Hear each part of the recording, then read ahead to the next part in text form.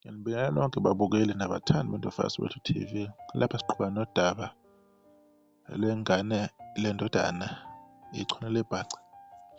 Udaba lulapha kwiSolezwe, liwela umfula wagcwela. Lufundeka nje. Umculi kaMaskandi, ichwane lebhaca, uthi ufuna ubulungiswa kuboshwe abalisa abashaye babulala indodana yakhe ngensimbi ekhanda ngoba beyithole ihleli nodadewabo akade ineminyaka ithandana naye futhi banengane.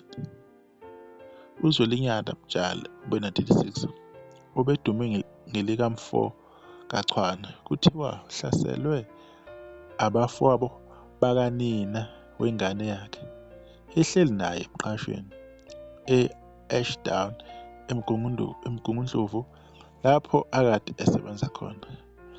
Likhuluma neSolezwe, ichwane lebhaca liveze ukuthi kubuhlungu ngoba kalazi ukuthi indodana beyenzeni kulaba balisa okuthiwa bebelwa ngendlela eyisimanga, bengachazi ukuthi kwenzenjani. Uma sizwa ngabangani bakhe abesebenza nabo, bathi ufike kubo eseshayiwe yilabalisa futhi besamlandela belwa befuna ukuqhubeka bemshaye. Nabo bayasho ukuthi akukho abatshele khona athe kuholela ekutheni kube nempi engaka engagcina ikhiphe isidumbu. Bathi ufike kubona eselimele wabatshela ukuthi ushayeke ekhanda ngensimbi, kusho ichwane lebhaca.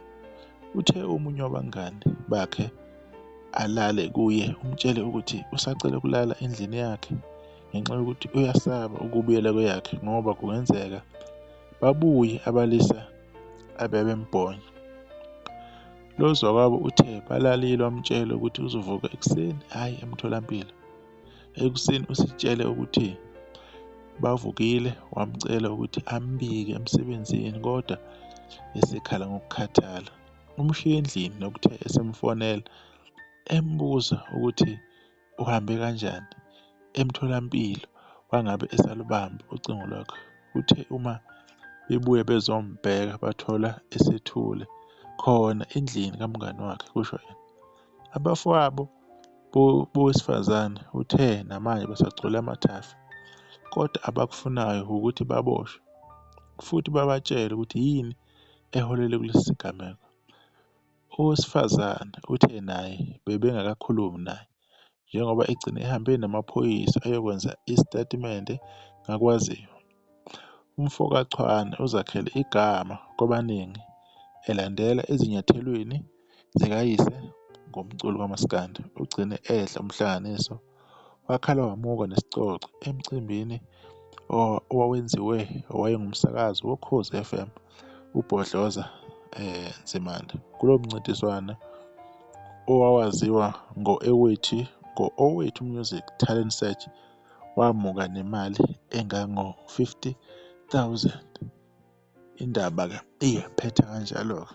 Njengoba besenzeke ividiyo-ke izolo, besaqhubeka nalo update leyo ukuthi yena ubaba wendodana uZwelinyanda ichwane lebhaca ukuthi uyabeka kumbono wakhe uma ekhuluma neSolezwe, eveza ukuthi uyadinga ubulungisa ukuthi benzeke enganeni yakhe, angazi nokuthi yini imbangela ukuthi kuze kulimale umuntu kuze kuphume isidumbu.